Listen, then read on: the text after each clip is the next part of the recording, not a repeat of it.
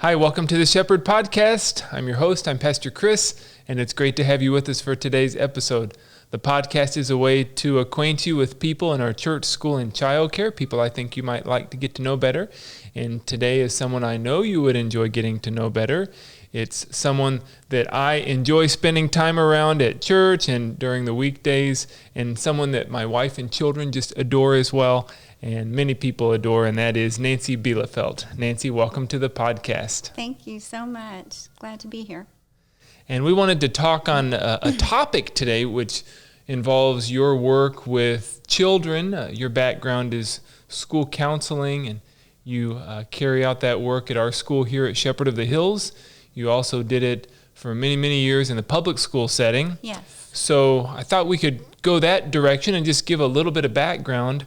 Many people will know you because of your involvement with the church. Yes. So I kind of want to go more the school angle. School piece. And we wanted to do this specifically as a tool for parents or grandparents or people who might want to know, how can I help my children who are dealing with fill in the blank? And that's something that you've developed your skills around over the years. And we're going to talk especially about some books that you find to be useful. So that'll be the direction that we'll go today. Okay. But first, just a little bit of background. Why don't you tell us, first of all, what you did for many years in the public school setting, and then what you're doing now at our school at Shepherd. Okay. My first love was teaching, and that's where I got my career started as a public school teacher. I was lucky enough to teach elementary school at the school that our boys attended. And so most of my years were in first grade, and I loved being a classroom teacher. I really thought I would spend the rest of my teaching career there. But then I kind of got interested in the school counseling piece. And to be a school counselor, you have to have your master's. Okay. And so I was very interested in it, and you have to teach for 2 years at least in the classroom. Okay. Well, I had many more years of teaching experience. So when I finally made the leap of faith to go back and get my master's, it was a great opportunity for me. And so once I finished my master's and I was qualified to be a school counselor, I had to find a job. And so there weren't a whole lot of job opportunities to be a school counselor within the district that I taught in, which was East Central School District. Okay. So I started looking around, and Lavernia, which is not too far from the East Central area where we lived, I interviewed and got my first counseling position at Lavernia Primary School. Okay. Shortly after that, we moved to Lavernia, and I know many of y'all are aware that we lived in Lavernia. Yeah. Just recently moved from there in the last couple of years. But I was able to, like I said, teach for probably 12 years in the classroom, but then I've spent my last 17 years as a school counselor. So I've actually done school counseling longer than teaching. Uh-huh. But I was so interested in it. I think I shared this with you before. I actually had a student in my class that was deaf, and he was diagnosed to be legally deaf, and we figured out he just couldn't hear what was going on. Uh-huh. And when they came in to do the testing for him, they realized he was having hearing difficulties. But what she did was such an impact, because she came into the classroom and she shared a story about special needs children, and especially a child that was deaf. And it just opened up so much for the children in our classroom to understand what he was dealing with. And I always had that in my mind. Once I started doing counseling, I felt like what an opportunity to focus on the needs of the children within any classroom that I was able to go in and do a guidance lesson. So that's where I got involved with what they call bibliotherapy. And I learned about it as well as got to use it, but when I was going to get my master's in counseling, you had to do a research project. So I decided I wanted to know more about bibliotherapy, so I did my whole research project on it. Oh, okay. And it's basically using children's books, and you find a theme that you want to focus on. So if you want to talk about respect. You find a little character in a story that the children can relate to. And they get a kick out of the story, and it also teaches them something. And we always do a follow-up activity to it.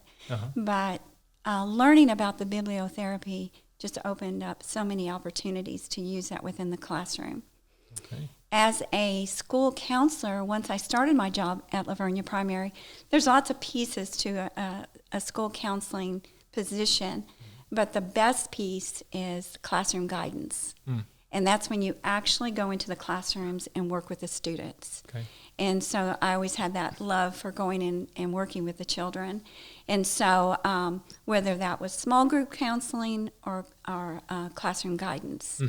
And so after many, many years at Livernia Primary and all my years' experience with teaching, when I decided to retire, Miss Gary gave me the opportunity. She said, you can come here and do the same thing that you loved at the public school system here at Shepherd of the Hills. And I thought, what a great opportunity. So I've loved every minute of it. This is my 3rd year here, and I'm just enjoying so much being on the campus working with the students. Great. Well, I know you bring a lot to the school. Whenever there's a situation where a child might need a little extra help, what a great resource it is to have someone who has the background that you have and also the compassion and just the way that you have with children. Oh, thank you. Yes, so it's a real gift to our school. And I'm just really excited about the opportunity to share some of these resources today on our podcast and for you to tell us how you use these books, because in the times that we've talked about this, I just find it so fascinating the way that these books are used.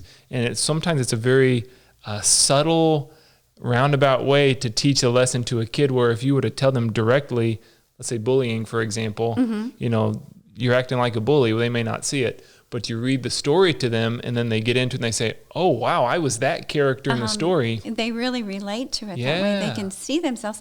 And sometimes, you know, with the young ones, it's difficult. They don't see it in the moment. But as you continue to talk about it, and maybe the next school year you bring it up again, they finally start to get it and they realize it. And it's amazing when you see that.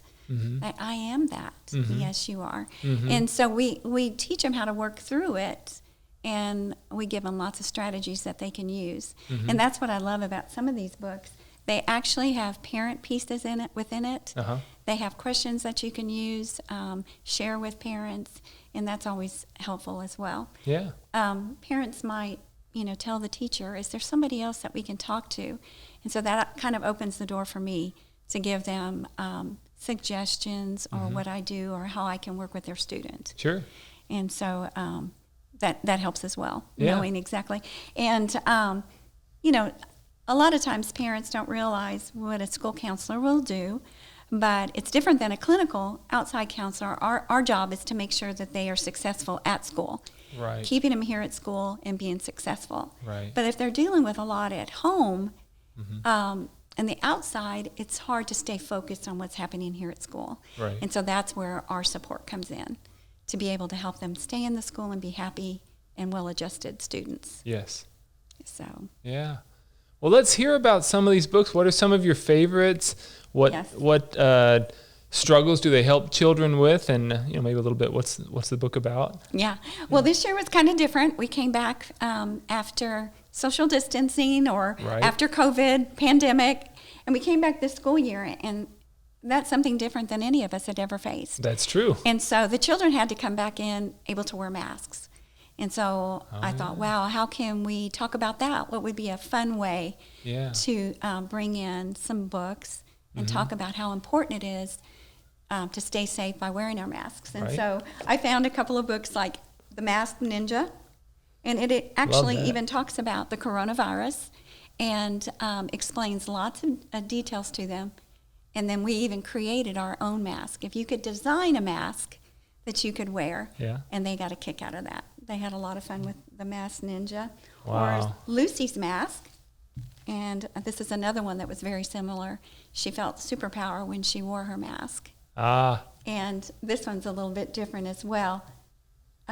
Children love to hug, but we had to learn that. And if you can't bear hug, you have to give an air hug. So So those were a little bit different than what we've had to deal with before. But these were really helpful at the beginning of the year. It opened up a lot of discussion. Yeah. So do you go on Amazon and just type in keywords? Yes, that's exactly what I did. Yeah.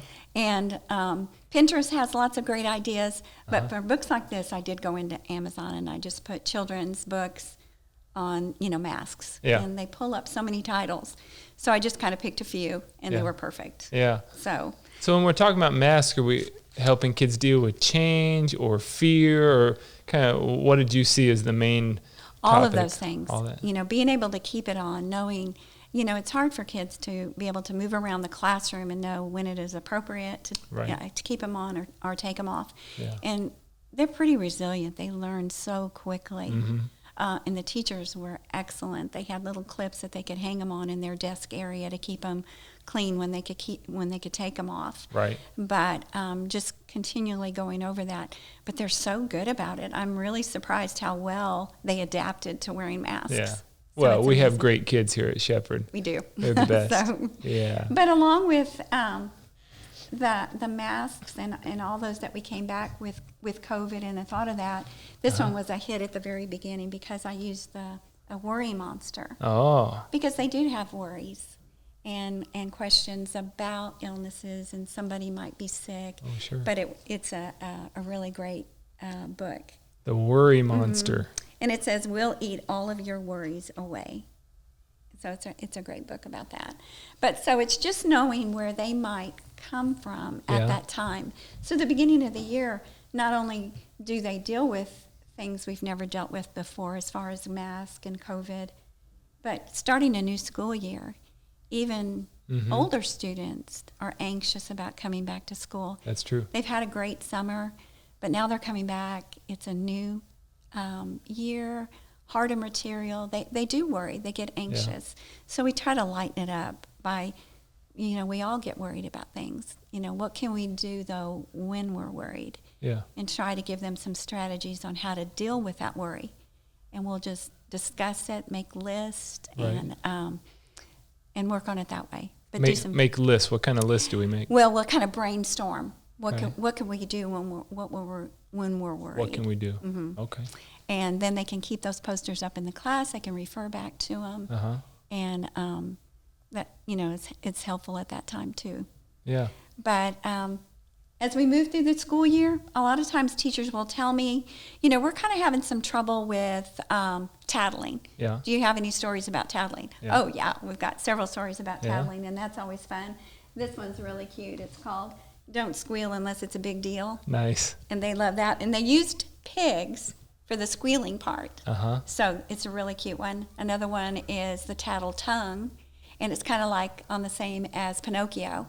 When he tattles, his tongue grows. Nice. So they laugh and they carry on, and then we make a tattle tongue or we make a pigtail. Yeah. And so that helps out. I think one of my kids came home with a worksheet. Is it a squeal or is it a big deal? Yes, yeah. That's exactly what it is. Yeah. And we do that. We talk about when it is appropriate to squeal. Mm-hmm. And it's just knowing whether it's tattling or reporting. Because if you're tattling, most of the time, it's usually to get somebody else in trouble or point out somebody else. Okay. But if you're reporting, it's when it's an emergency.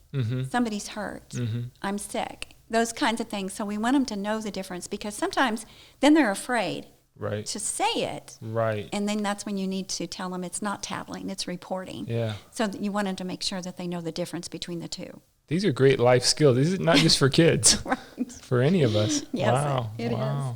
So, or bullying. And we cover this a lot, and especially with the younger children. Yeah. And I never really like to use the word bully, because most of the time it's just little arguments between children. But we need to use that word bully so that they're aware of it. Okay. And so I do, for kindergarten coming in, it's an 8-week long series that we refer to Bug School.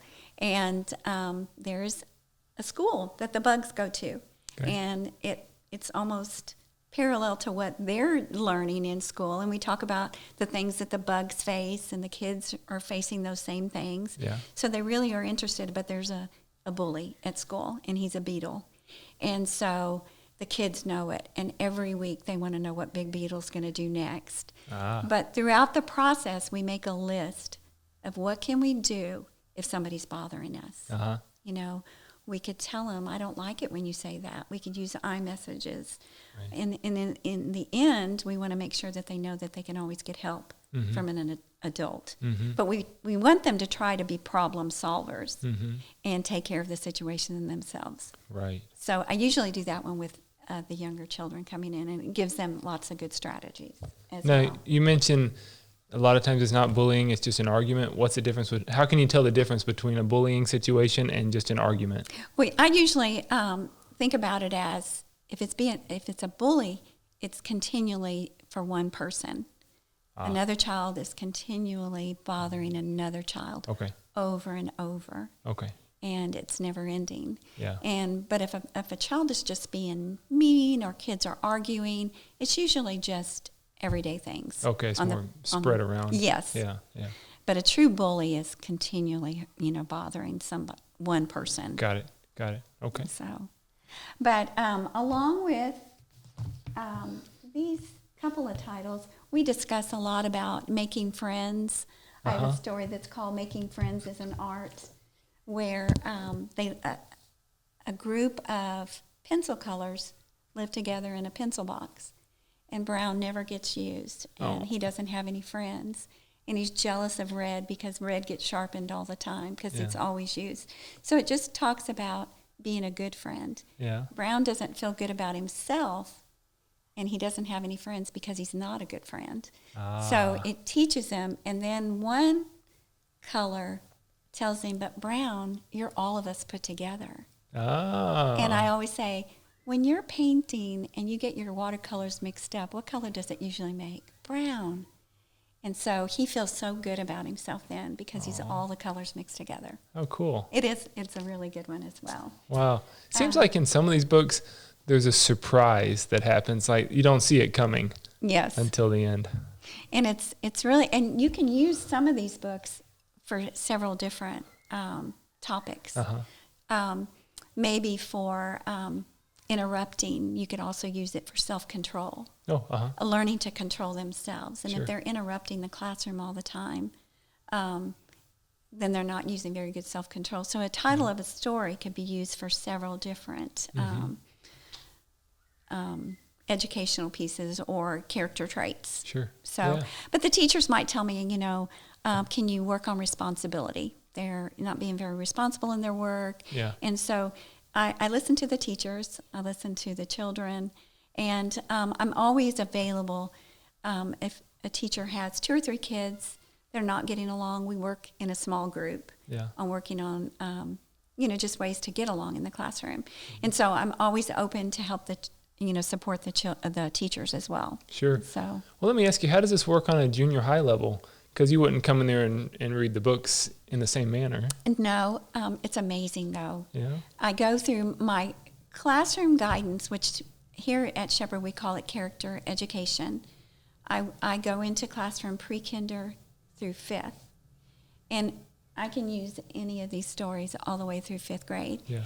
And if I've read it 2 years ago and I walk in and I show Tattletongue, oh, I love this story. They remember so it's good to see that they enjoy them as well. Yeah. Now, 6th, 7th, and 8th, I do not have a character education time where I go into their classrooms, but because their schedule is really tight. Oh, yeah, you're right. They cover so much.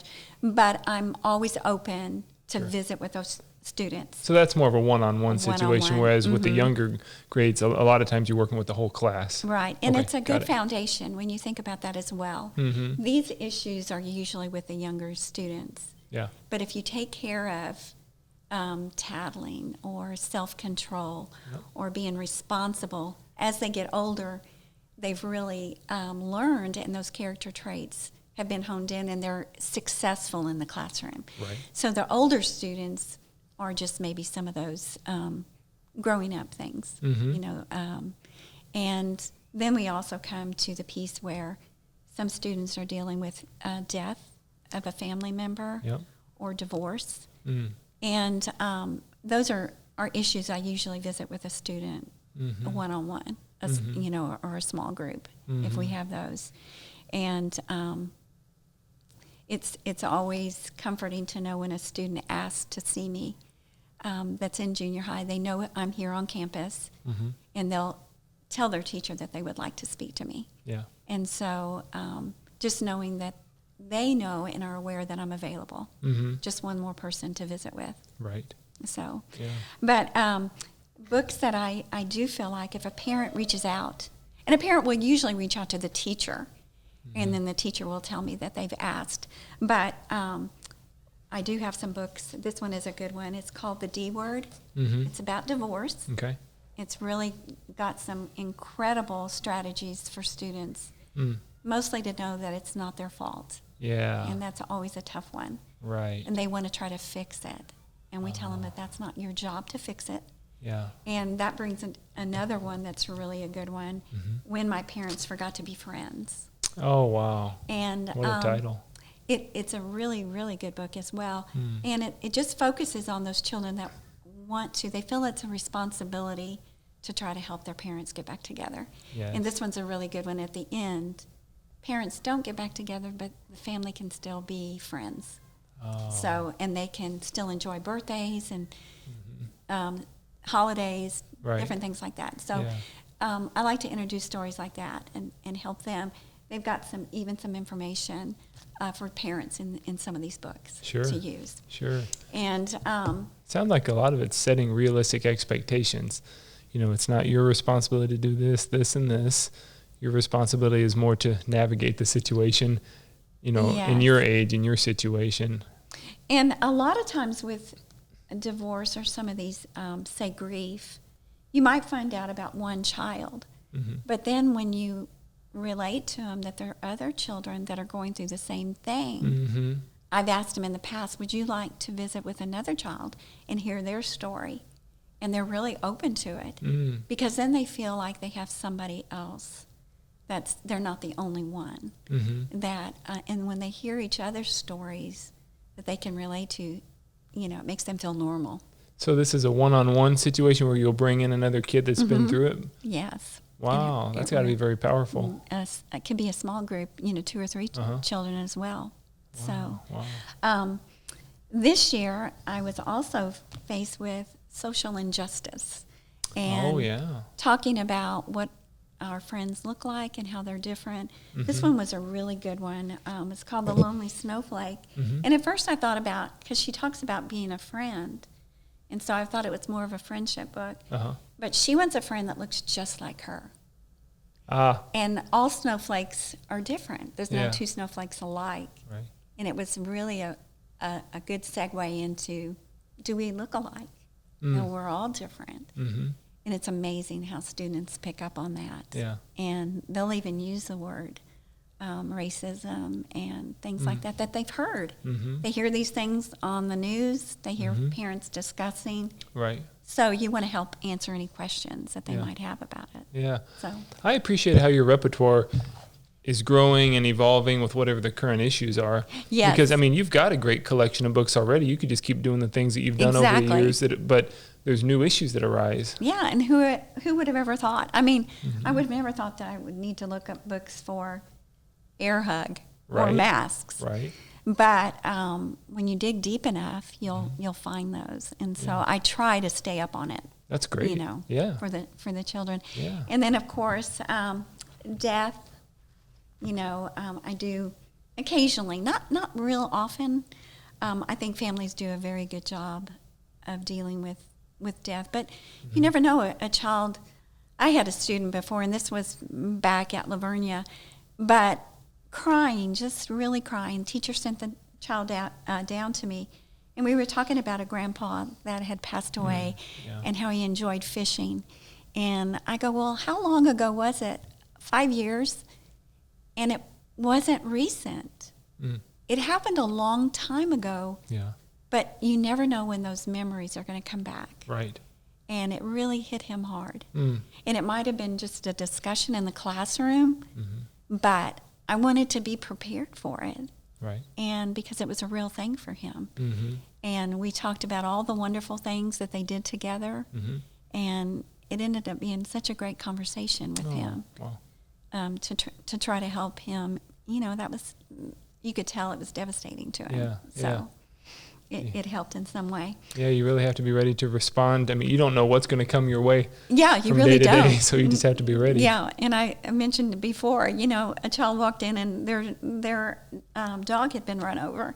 And so the goal is to try to get them back in the classroom, settle them down, ease their pain, and then get them back in the room or whatever the problem might be. Yeah. So just to be, here at school. And I've always heard that children are different than, of course, adults in that play is their way to deal with things. Right.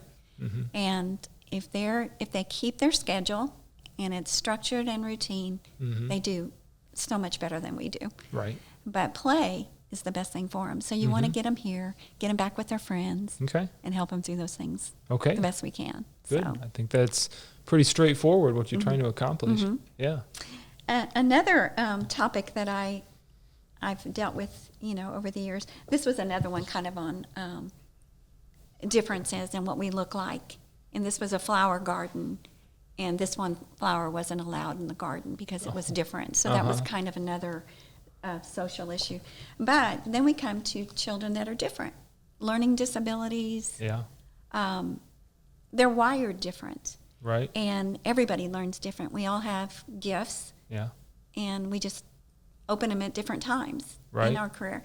So, children might not feel really well about themselves if they can't get it the first time like everybody else. Right. And we talk about how we're all different and how we learn different. Yeah. And so those are some struggles that children will have as well. I'm reading the subtitle on there. It's a story about autism and its gifts. And its gifts. Gifts. And how much detail do you go into? Do you talk about autism specifically there, or do you try to keep it more general for a variety of things that kids may struggle with? This one was written particularly about autism.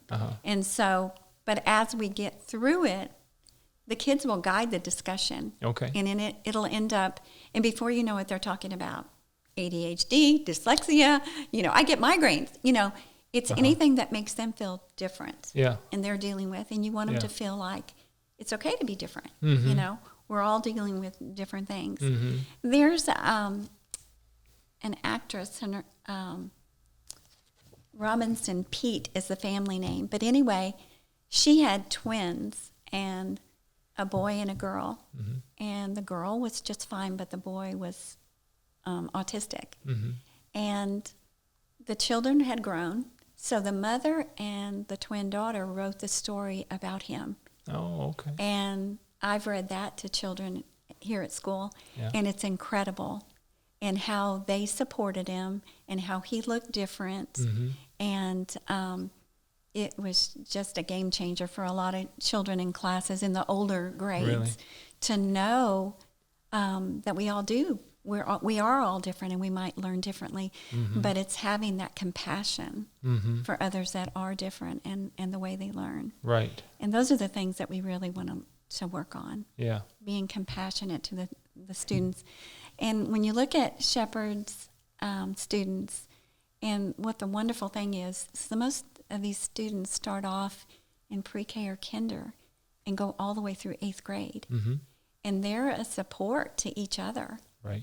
And those are the things that we like to cover. If your friend is having a hard time, what can we do? Right. What makes them different, or why are they struggling? And it's amazing to me how they take care of each other. Yes.